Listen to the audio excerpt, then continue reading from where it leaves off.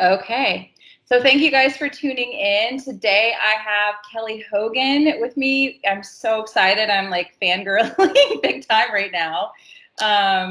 But Kelly has been doing zero carb for over 10 years. And so I think she's got so much wisdom and so much strength. And so I'm really excited to kind of hear her story and share that with you guys. So thanks, Kelly, for coming on. Thank you for having me very much. Thanks, Sarah. Yeah. So tell everybody that if they haven't heard, your story about how you got into, I know you did keto first and then you got into the zero carb. So how did that kind of all play out for you? So from the time I was little, weight was always an issue for me. I was starting to gain weight even as an elementary school student, but by middle school, I was one of the heaviest kids in the class. And I laid pretty low, so nobody really went out of their way to pick on me, but I always felt very self-conscious. In high school, I had times where I would get bigger and then times when I would starve myself down, literally would just try to not eat. Because the only advice I'd really been given was low fat, low fat, low fat, or go hungry, exercise more. It was always the person's fault. Like, I knew it was my fault because I had eaten too much and not moved enough. You know, and if I were to do something about it, the only thing I knew to do was cut back on fat, which just left me very hungry. And I never actually, I would lose weight for a little while, but I could never sustain it. Yeah. So that was my background until when I got married, my wedding dress, I was a size 22, 24. A lot of that weight I gained in college, and I weighed 262 pounds at the highest that I know of. I didn't weigh a lot, but that's the highest number I ever saw. Yeah. One of the lowest points for me came at around age 25 when I went to my doctor, and I was having to go to him repeatedly. This was a general practitioner. He was a really good guy and really old, kind of he was probably around 80 then. Oh, wow. No, maybe mid-70s. He just retired this summer, which is sad because now I have to find a new doctor who doesn't think this is a freak show. But he was great. And at that point, at age 25, and I just turned 40, like you, this year, he was the first one to just be really bluntly honest with me and say, you really need to lose at least 100 pounds. Wow. And of course I cried because duh, Yeah. Of course I need to lose 100 pounds. I've spent my whole life wishing to lose 100 pounds. I didn't know how to do that. And I told him, I said, I've tried pretty much everything. And the main reason I was having to see him so much, Sarah, was because I kept getting these repeated staph infections in the form of boils. So, in my mid-20s as a newlywed, I would have times where I would have to go get places lanced on my legs and drained and hacked. I was getting cellulitis, big areas of like hardened, painful areas of my skin. I remember a time when I was literally like limping through my church to go do a skit for Bible school.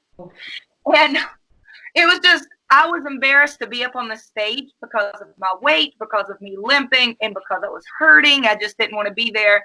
And I thought, if this is what 25 is like, there were people in the church doing better than I was who were in their 60s, 70s, and 80s. But I was miserable. So when I went back for yet another lancing, he said, you're just going to keep doing this. This is going to keep happening unless you lose the weight. And the reason it's happening is because the weight and the boils, it was inflammation. I didn't even know what he was talking about, but he said, I can tell without testing you. You have a lot of inflammation in you, and it's coming from carbs. And I was so literally stupid at the time. I didn't know. I said, I don't even know what I've heard of carbs. I don't even know what they are. Yeah. And so he went on, he gave me a little paper to explain what is a carbohydrate. And it basically with all of the foods I really had focused on eating, like the fat-free cereals, fat-free potatoes, fat-free skim milk. Everything was very carby. Even the sodas, which I knew enough to at least try diet soda because it had the word diet in it. Right. But even regular and diet sodas, he was saying it's sweet. And even though it's fat-free, you're getting a lot of carbs from these fat-free foods. He said, I would like for you to commit to 1 year without anything on this paper. I was like, I don't even know what else there is to eat. Supposed to be eating. So he turned it over, and on the back it listed tons of different meats and cheeses and eggs, omelets. I was like, well, that sounds like it has potential.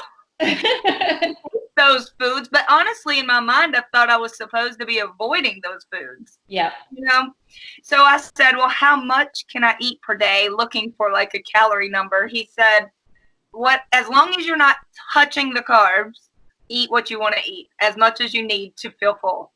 Now that was 15 years ago. That's crazy, right? Yeah, because you don't have a lot of doctors that are going to recommend that sort of thing. If we grew up in the fat-free era. It was like fat is the enemy, you know, and I still think a lot of doctors fall into that. Yeah. I am so thankful for this man. So I did what he said. I came back 1 year later, and he came out with his chart. He looked at me.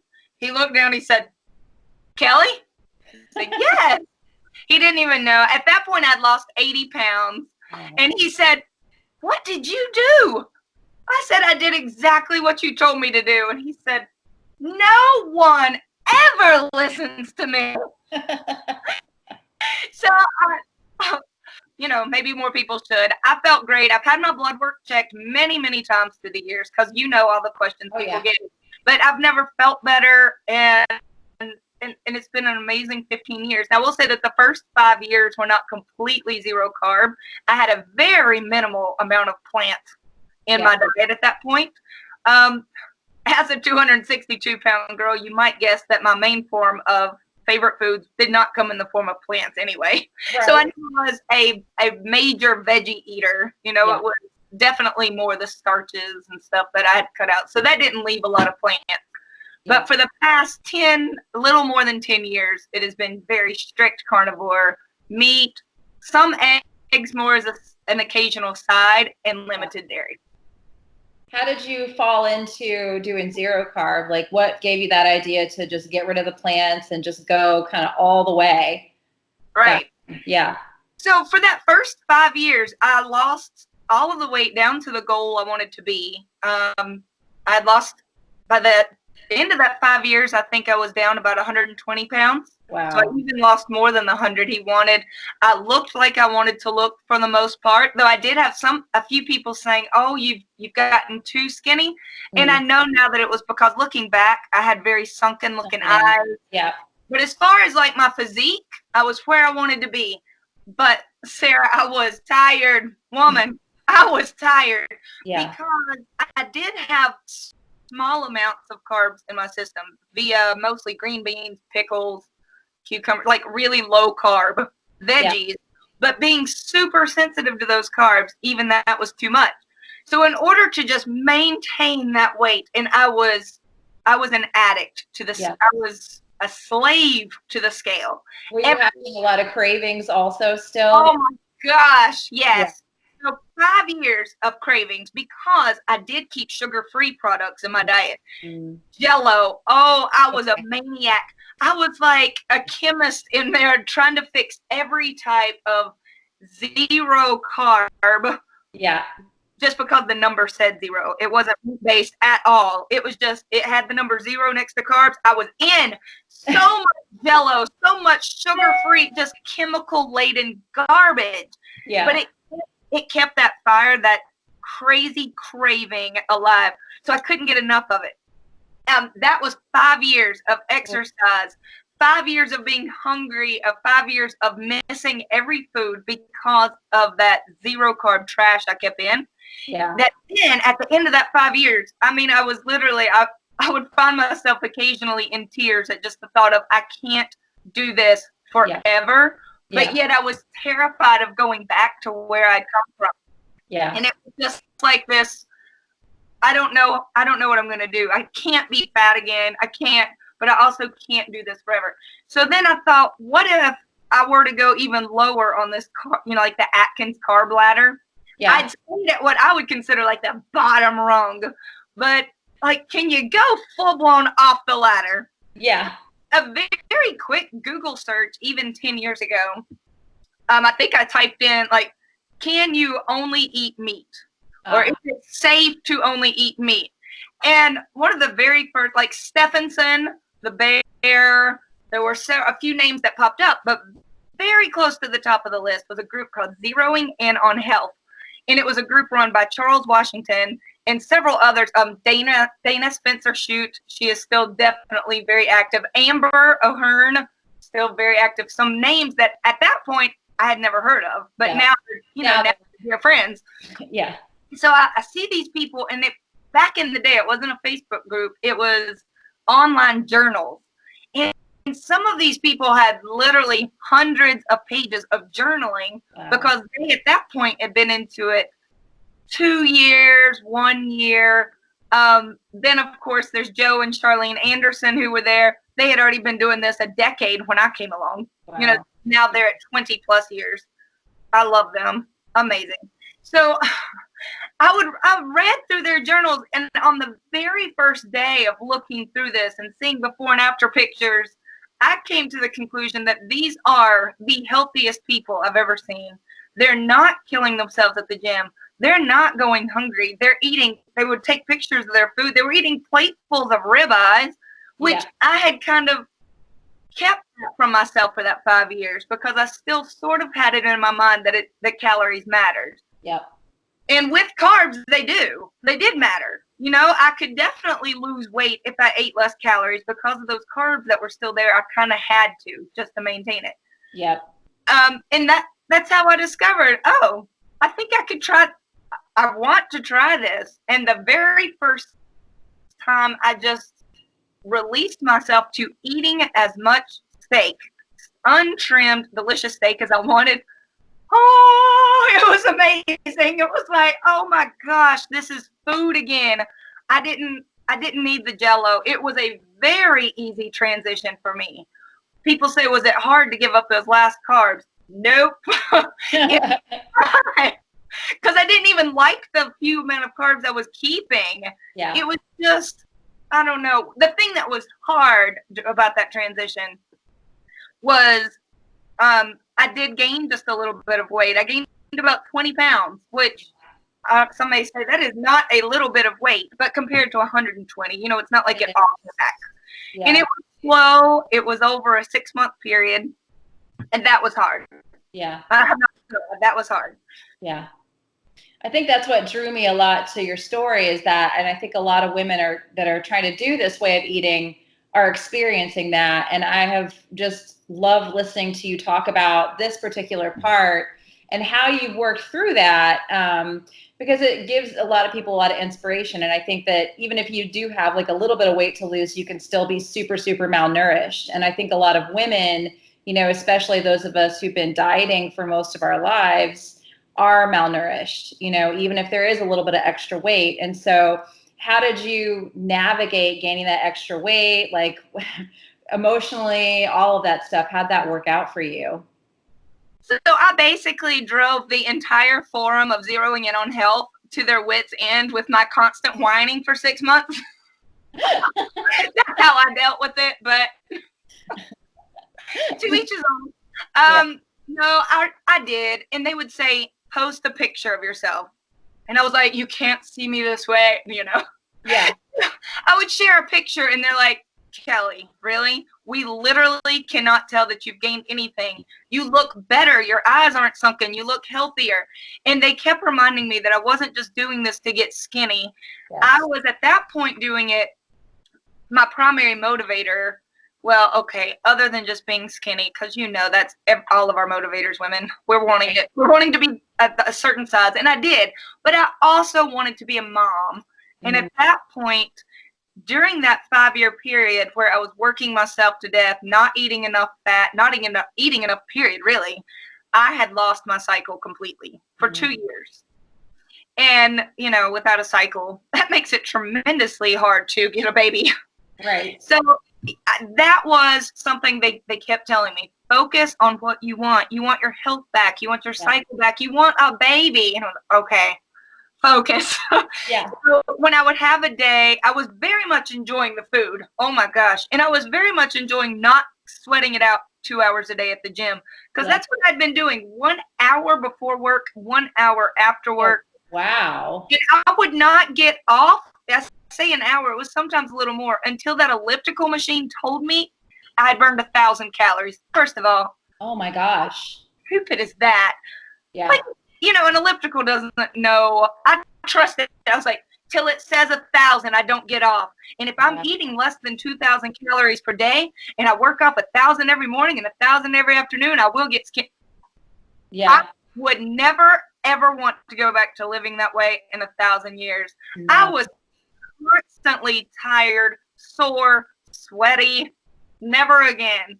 Yeah. But, you know, that's what I felt like I was having to do to just to maintain. Hang on for dear life, right? Yeah. Yep, just maintain. Yeah, so I was enjoying my time as a carnivore, but just feeling like I didn't know at the time that this 20 pounds wouldn't turn into 120. Right. You know, you don't know. If I had realized, okay, so you gain 20 pounds, then you lose the 20 pounds, and you live happy forever, right? Yeah, exactly. That would have been no problem. But I totally get how women freak out. Yeah. You know, you see it going up, and in your mind, oh, I'm going to gain it all back. Everyone can see that I'm getting fat, and they all know it's because I'm eating meat. What am I thinking with this? Yeah, you are speaking exactly to me, and I think there's so much. I mean, my husband is still convinced I'm going to die, like, because I've been doing this for a year, and I haven't gotten super skinny yet, you know, maybe eventually, but like my body has.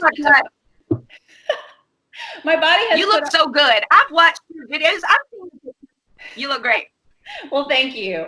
But you know, it's like I'm not that super svelte, you know, the ideal, but I'm so healthy, you know, and that's the thing I want women to hear from your story is like, okay, you've got this food freedom thing. You enjoy your food, you enjoy your meat. You're not obsessing about food all the time. You're not at the gym, you know, 20 hours a week. And like that's what I want for people, you know, is like, yeah, you may have to gain a little bit at first, but it's not permanent, and your body needs it in order for you to get healthy, you know. And I see so many women like, did you want to quit carnivore a million times while that was happening? Yeah. Yes. I would frequently say, look, I don't know what the difference is, but I'm going to go back to doing what I'm doing because at least then I was the right size. And they said, okay, you do that.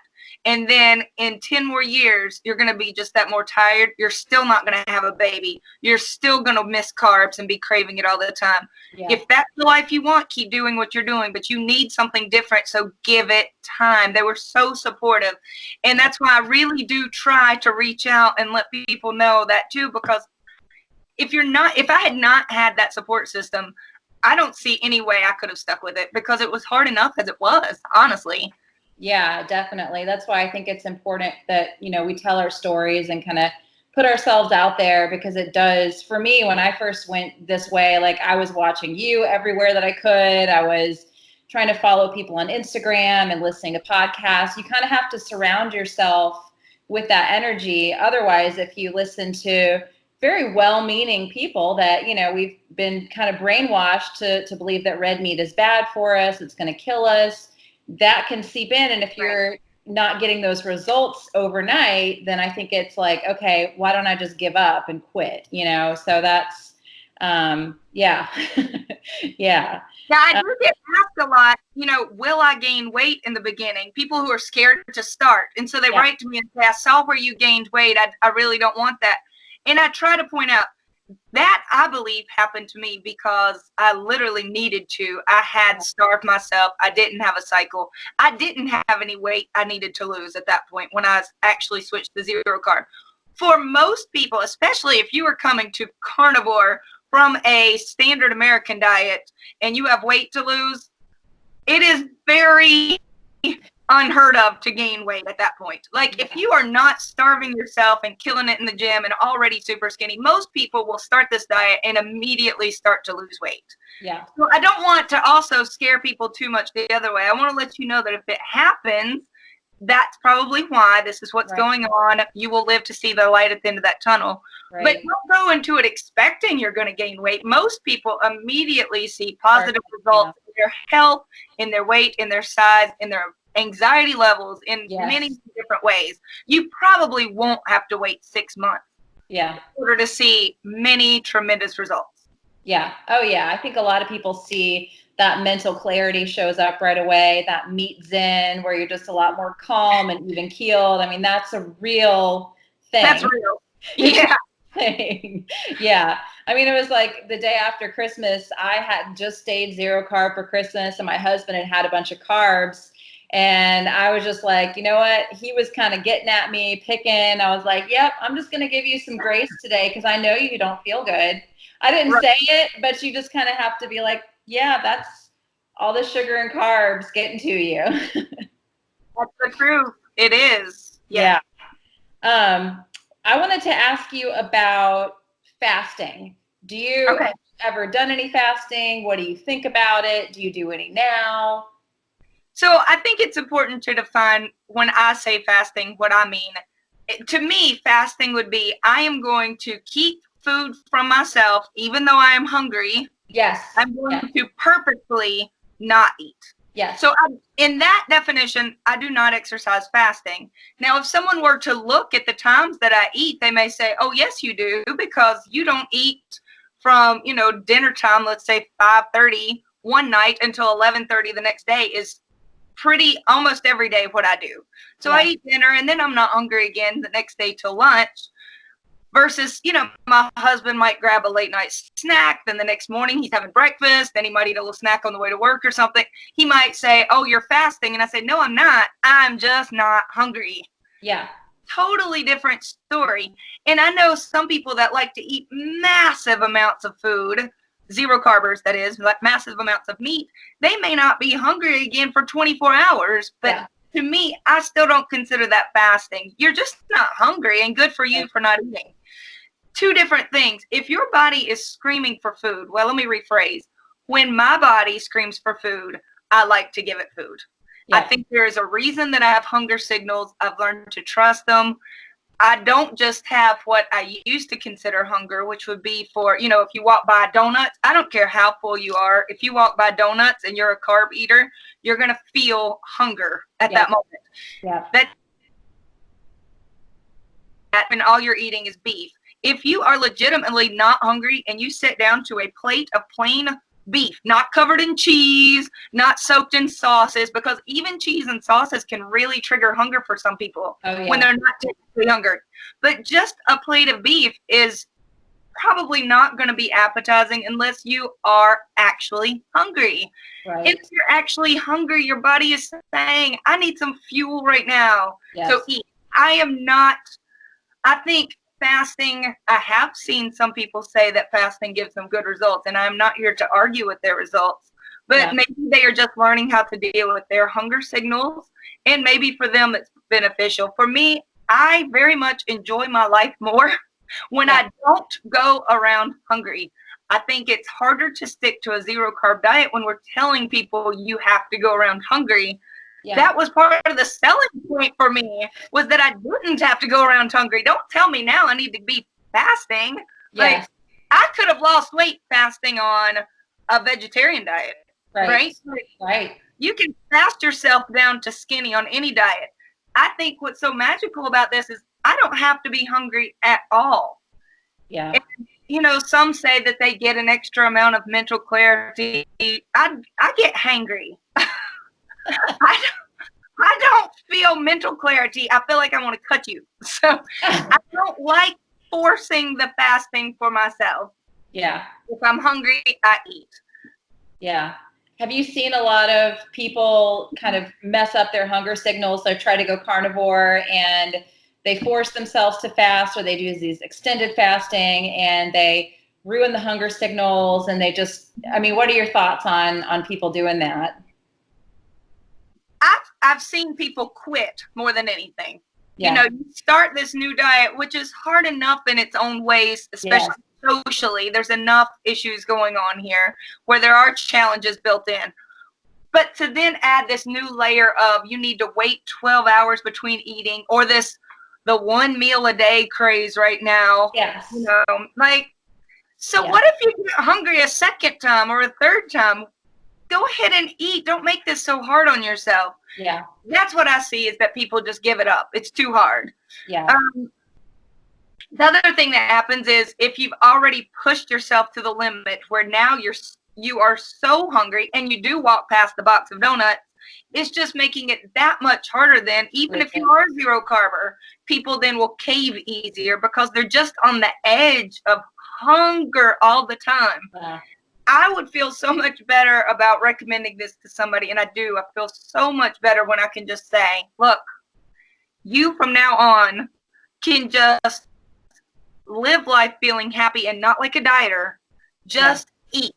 Yeah. Eat what you want to eat. And then as long as it takes for you to get hungry again, you don't have to think about food because you're going to be full.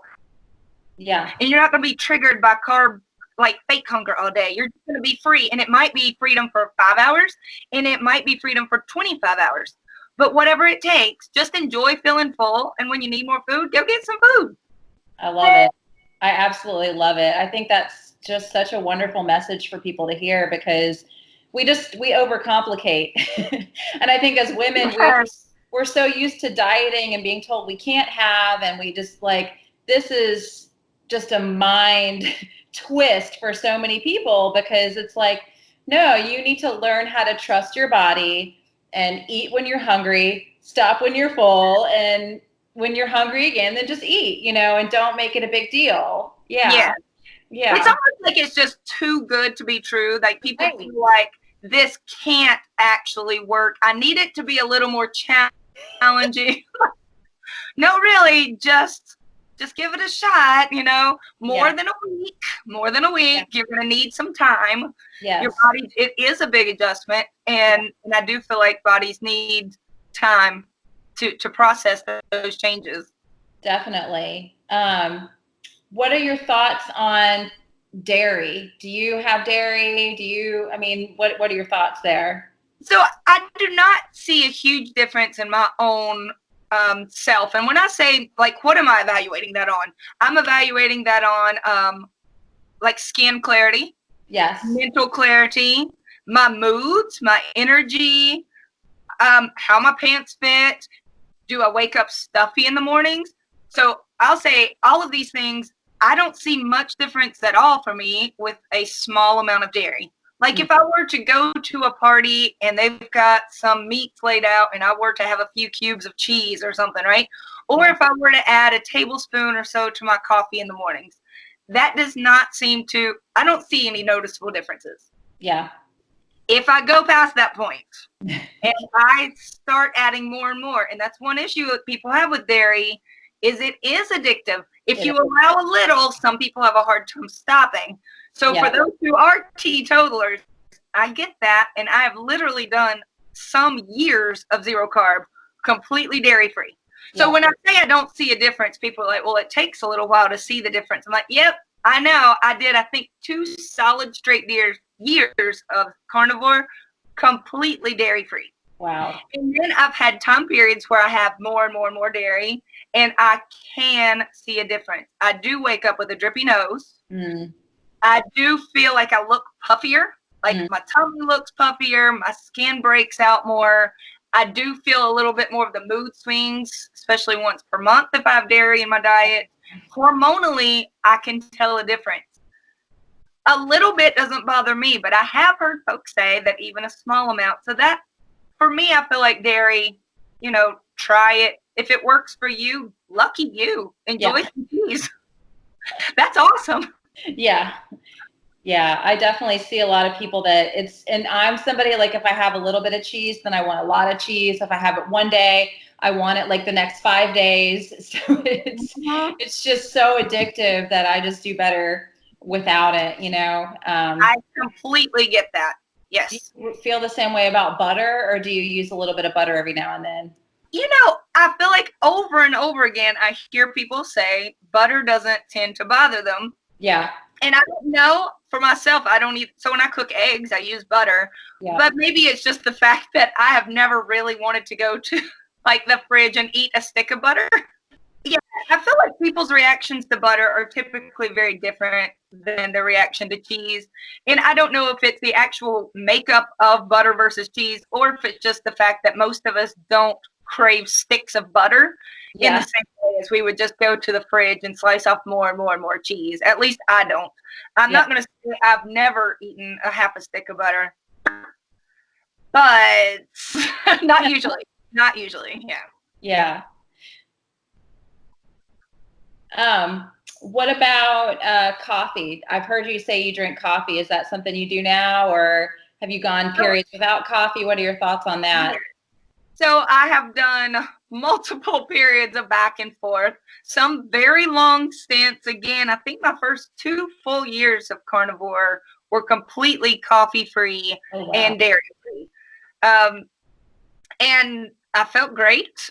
Also, when I added coffee back, I still felt great. I could not tell any difference with myself. Again, I've heard of some people are like, any caffeine at all will just ruin all of your results. I mean, I've tried years without and years with. I can't tell a difference. It does not make me crave anything. I sleep like a log at night. My skin stays the same. My energy level's the same. Again, all of these markers that I personally look for, I didn't see any change. The only difference to me was I really enjoy drinking coffee. So I like my coffee. If it caused me any trouble, like if I were having issues, it would be the first thing to go. I know to throw out the coffee, throw out the dairy. I would even, if I were having issues, I would start throwing out salt, pepper, because I just use salt and pepper. Like, get it down to bare bones. But as long as I'm feeling really great, I enjoy salt. I enjoy coffee. Yeah. Yeah. You know, if I can keep them, I think that's awesome. And if I could eat all the cheese that I wanted and still feel exactly like this, I would eat the cheese. Yeah. I would. Yeah. What about, I guess, sorry, my phone is cutting out. Can you hear me okay? I can hear you, but yeah, it's a little choppy. It's weird. Okay, so hopefully it'll come out all right in the recording. It's throwing me off a little bit. What about exercise now? Do you do a lot of exercising? So formal exercise, no. I don't ever go to the gym. We do own an elliptical machine, but it's because my husband uses it. I never mess with it. And people are like, oh, well, that's not healthy. But I need to throw out there, I am fairly just active. So I have an 8-year-old, a 6-year-old, a 3-year-old, and I'm a music teacher at a full-time public school position. I'm moving. You know, I'm doing choreographed basic moves a lot during the day with my students. I'm running around with the kids. You know, I'm picking up heavy babies. I do get some exercise. I don't think it's healthy to just sit and be sedentary all day long. I think a healthy body will feel like moving. But I think you need to start with a healthy body. And for us to, you know, put it on people that the reason they aren't healthy is because they aren't moving. Yeah. You're putting cart before the horse. If they were healthy, they would feel like getting up, going to the park, you know, going on a hike, not to try to get healthy, but because they feel good, you have the energy to do it. So I tell people, if you feel like doing something, for heaven's sakes, do it. That's great. Yeah. If your body is really telling you you're not there yet, get some rest, chill out, do something more relaxing, then read a book. It's okay. You don't need to force yourself into all these workouts just to get skinny. You really don't. No. I think that's a huge misconception. And most zero carbers realize that very quickly. You don't have to work your way to being a certain size. That will come. And so will the energy and then the drive to want to do more activities. Yeah. So you're like, I'm just active. I have 3 kids. I have a job, but you don't formally go to the gym and lift weights and do like a formal exercise routine. No. That's great. No, and in fact, if there's a closer parking spot at the store, I'm going to get it. And if there's an elevator, I'm probably going to use it. So it's not like I'm trying. I'm going to get it. I'm not wearing a Fitbit. I don't care how many steps I get. It's not like I'm somehow pretending that I'm not an exerciser, though I'm actually really trying to be. Yeah. I'm not. I feel like people should know I'm not working a desk job all day. I'm not just sitting on my rear. Yeah. But I'm definitely not trying to be any more active than my life requires. Right. What is a typical day of eating like for you?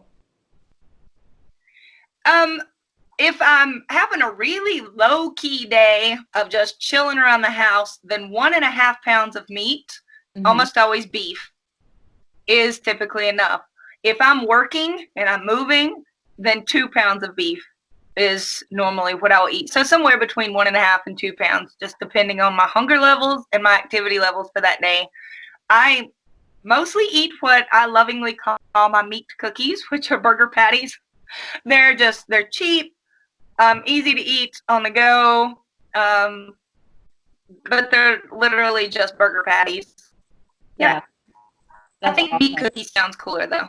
Yeah, I like meat cookies. Do you ever eat any eggs or add those into your diet?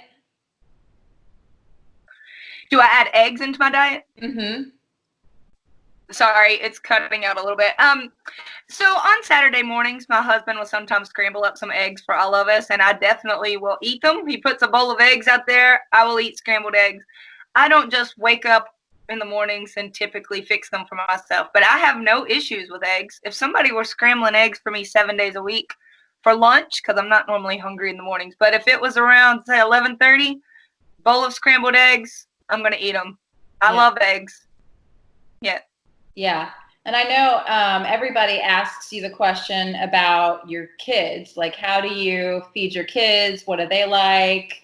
Do they eat zero carb? Tell me a little bit about your kids. So the 3 pregnancies that I had with them were all zero carb pregnancies. I didn't change anything about the way that I ate, other than at the very beginning of each pregnancy, I did have some food aversions to lesser cooked meats. So I had to cook my meat more, or even at times focus more on bacon, sausage, and egg types of meats, like kind of baby myself through the first trimester each time. But the rest of their pregnancies were zero carb. So, and sometimes you'll hear me refer to them as my zero carb babies, but they are not currently zero carbers themselves. They eat, now, do I think they would be even healthier and better off if they were? Yes, probably. I also know that it's really hard to even have low carb kids. Oh yeah. They would probably be considered just very low carbers. And part of that is because of what I buy for them, and part of it is also at this point what they actually want. My oldest is 8. I'm obviously not with her all the time, but they are actually, and I know if you have not lived this, this is going to sound like I am lying out my rear, but I'm not. They have no interest in sweets. They've never tried it. They think it smells bad. They don't like the smell or look, or they've never even tasted cupcakes, so they don't know. But anything like that, they're really not interested. They do eat vegetables that they want, which, you know, for a 3-year-old is not much. Right. She's a pretty normal 3-year-old, my little one. She's not like begging for spinach. People are like, you don't give them vegetables? I'm like, yeah, I do if they want them. I don't keep that from them, but they're not really begging. There are some vegetables they're okay with. Fruit, it is pretty limited, so I allow them to have, you know, half of an orange if they want it. But if it's too sweet, I find this so interesting, they don't like it. Wow. They won't eat even just natural fruit. They've never had anything with like the syrup added or anything, but just natural fruit. They don't like the taste of it if it's too sweet. They'll even say, ugh, this orange is too sweet. And I'm like, oh, okay, great. Let's get rid of that then. But they don't eat breads or any type of wheat, grains, anything like that. But it's very meat-based. They can have vegetables if they want them, and then fruit on a limited basis. And they do eat dairy. And they're all three. For them, it's not about their size at all. They're really perfectly normal sized, healthy looking kids. And that's not the issue. Yeah. I just know what I went through with my own cravings in my life, and they don't deal with that. You know, you see kids throwing tantrums in the store wanting candy. Yeah. That's not an issue for them. They seem so free from all of that. It makes me so very happy for them. They aren't addicts to food. When they get hungry, they just eat what's in front of them, and they can go many hours again without snacking all day, without begging for stuff. It's really unusual, I feel like, to see that. Yeah, it is. Yeah, they're pretty free, and they are very happy kids. So, you know, everybody who's thinking called the SS, they are really happy kids that don't want junk. Yeah. It would be very hard for me, and I probably would have caved by now if they were constantly asking for that. Yeah. You know, like, please, can I have a cupcake? I'm going to tell you, I'm crazy about these three. I probably would have been like, okay, fine. Yeah. They're not asking for it at all. They just haven't. And I have always been told that if you can keep it out of their system for those first several years, that people do not develop a sweet tooth. Like the cultures where that's not present, especially prior to agriculture, you know, right. that sweet tooth that we consider so normal and part of being a human, that it never kicks in. So we'll see. You know, I'll check back in with you in 20 years or so. Yeah. But so far, so good. So when they go to birthday parties and kind of school events where there's cupcakes and stuff, they're just not interested in the cakes and stuff?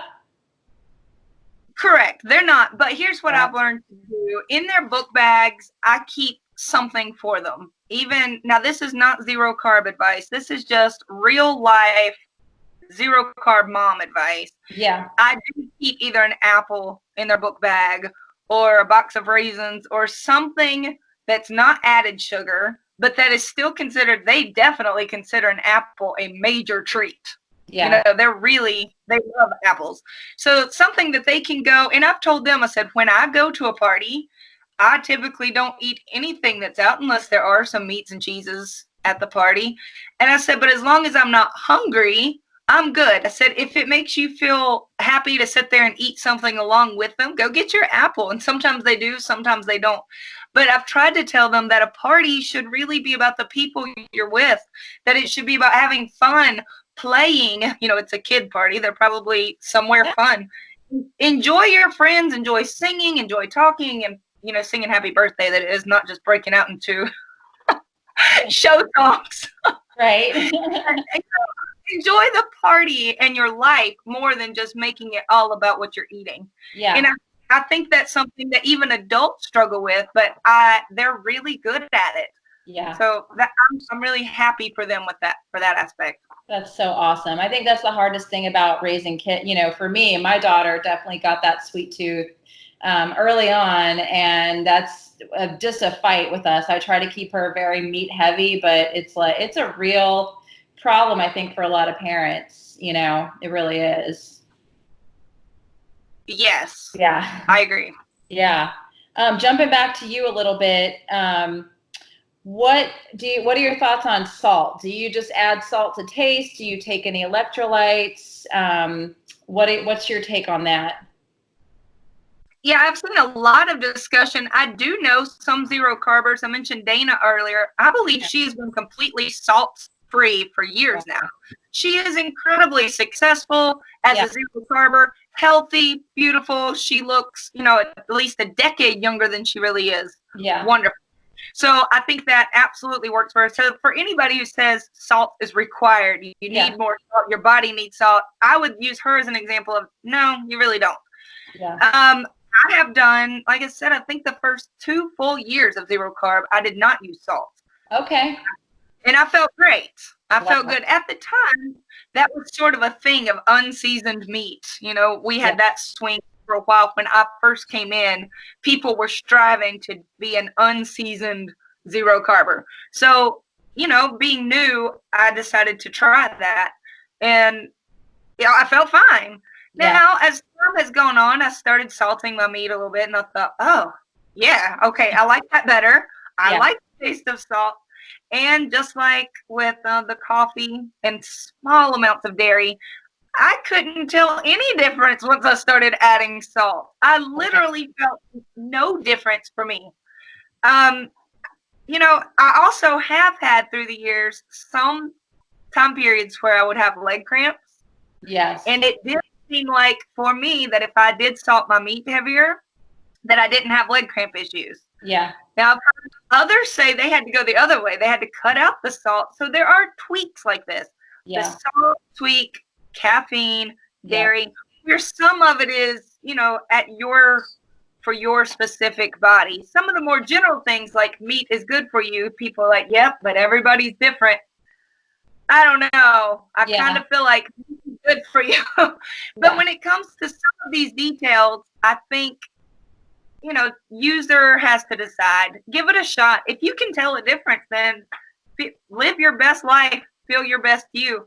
I really enjoy my meat cookies with some salt on them. So yeah, if I could tell a difference, I would leave off the salt, but I can't. Yeah.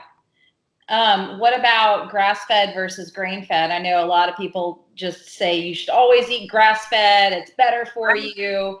What's your experience with that?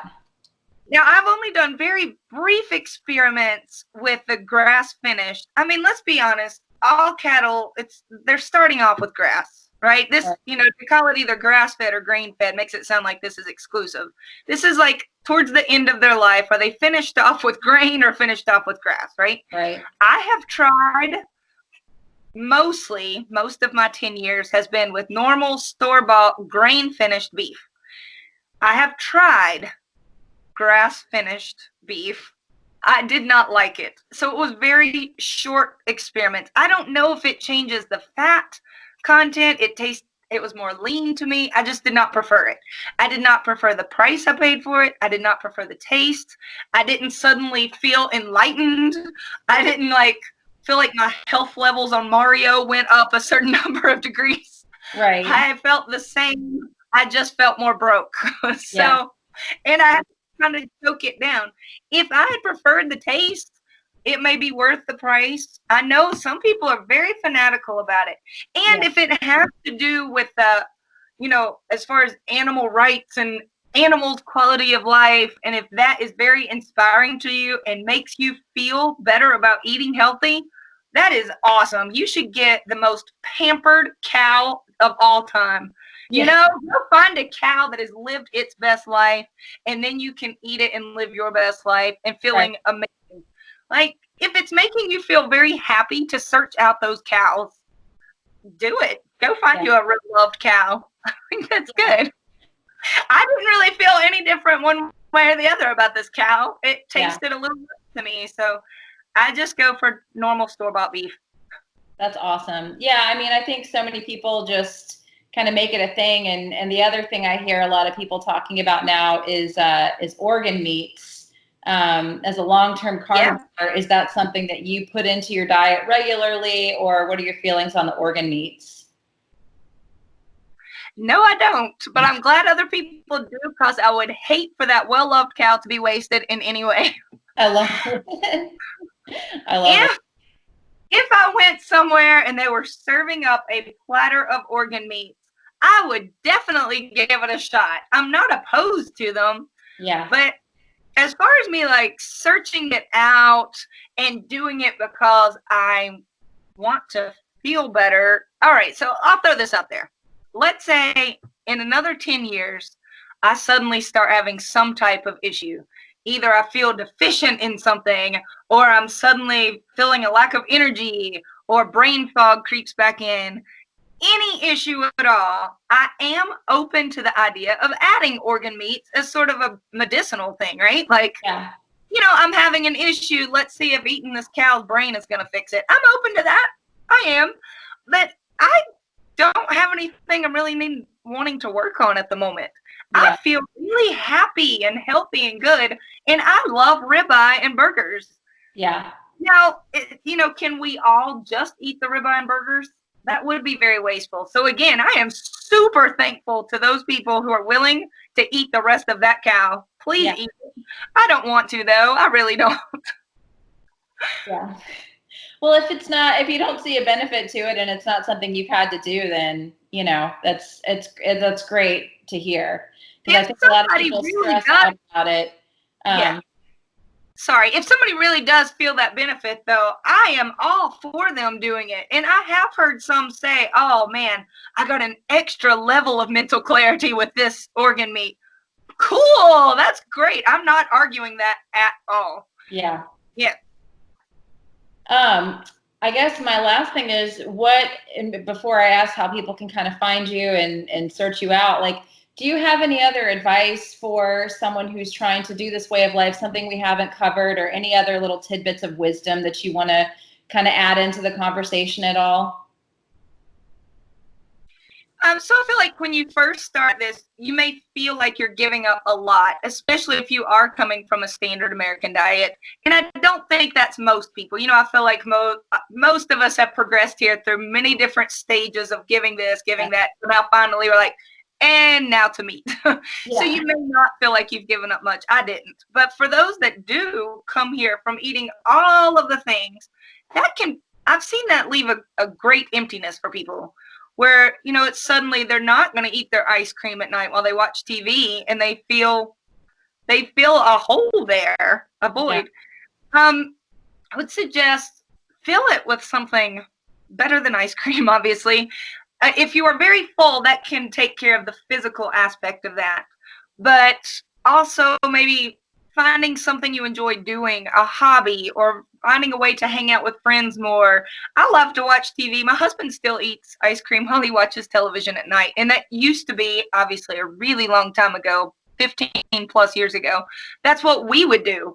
And when I look over at him, even 15 years later, I don't miss the taste of ice cream, but there was something kind of nice about that. You know, your hands being busy, right? So I've taken up crocheting. Not everybody is going to want to take up crocheting, but I enjoy watching TV and my hands are busy. I make a ton of scarves, and it's something that just sort of fills that void of working a spoon, I guess. Yeah. You know, some people have seen them take up more reading, they take up dance lessons. You know, get into a book club, do something to help fill that void that lets you know that even though you're not having the physical craving of it, there can still be a little bit of an emptiness there that people feel from not having all of their favorites from before. So make life some new favorites, you know, get a new hobby. Go buy some cute dresses right? Do something. For me, zero carb also pretty quickly is when my cycle did come back after that 6 to 9 months of zero carb. And so I did have a new hobby. It was a baby pretty soon. Exactly. It took not very long at all for me to get pregnant and to have that baby. So that filled a great void in my life. But for those who can't, you know, start zero carb and get a baby, then maybe they could find something new to do.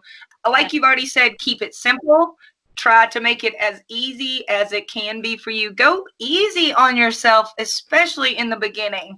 You may eventually want to give up this, but in the start, if you don't want to eat organ meat, don't. If you don't want to give up cheese yet, don't. Do what you can do in the beginning to at least just cut out the carbs and starches and, you know, all of the obvious things. But you can baby yourself into that. Have the most beautiful ribeyes you've ever seen for the beginning, even if you know you can't literally afford it for the rest of your life. Start off with some really fabulous favorite meats of yours. Make it easy. And then find a support group. There are lots of great support groups out there on Facebook right now and on Instagram. Sean Baker, if you want to feel inspired, follow him. And follow you. Follow so many great Instagram folks who are showing you what they eat every day, showing you how great they look, how they feel, and giving tips frequently to help you make it through this way. So get some support. I've heard you say a great tip before, and that is don't go out shouting it from the rooftops yet. You don't need to feel like you have to wear your carnivore t-shirt to every family event. And I agree with that completely. My family, obviously, this many years later, they know exactly what I do. But in the beginning, it was hard. My parents, you know, they like most people, feel like you are going to fall over dead if you don't eat a vegetable. They're okay with me now. They've stopped checking my pulse, but it's hard at first. And if you just want to sort of ease into it by saying, you know, I just really feel like eating steak today. That's not a lie. I really feel like eating steak every day. So, and I don't have to declare, you know, we feel like we have to state, and for the rest of my life, I will only eat steak. So leave out the declarations. You can feel that in your heart and in your head, but you don't have to tell the world that for the rest of your life you're doing anything. Right. For today, I only want some steak. You know, for today, maybe all they want is ramen noodles. Let them have at it. Yes. One day at a time without any big declarations will really save you from many speeches from other people. Yes, I love it. And where can people find you if they want to hear more from you, or what kind of the groups that you're supporting, your blog? Can you tell people about that a little bit? Yes. So I do have a blog, and I don't write on it terribly frequently because I have literally run out of fun ways to say I eat meat. But I do have many articles on there, like why I feel like zero carb is better than low carb, what it's done to my cholesterol. I post my blood work numbers on there, lots of before and after pictures. I even have one post that was personal to me about how my religious life plays into this. And that blog address is myzerocarblife.com. Okay. Zero being ZERO, myzerocarblife.com. On Facebook, don't look for Kelly Hogan. You will just find pictures of my children. It's really a very personal Facebook page. On Facebook, the way to find me is Zeroing In on Health. That's the group.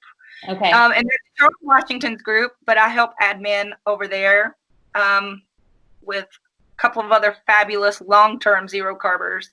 And on Instagram, it's Kelly_Hogan91. Awesome. And I'm on there much more often than I'm actually on the blog. But my blog does have an email address, and I try to respond if you have any more questions. Awesome.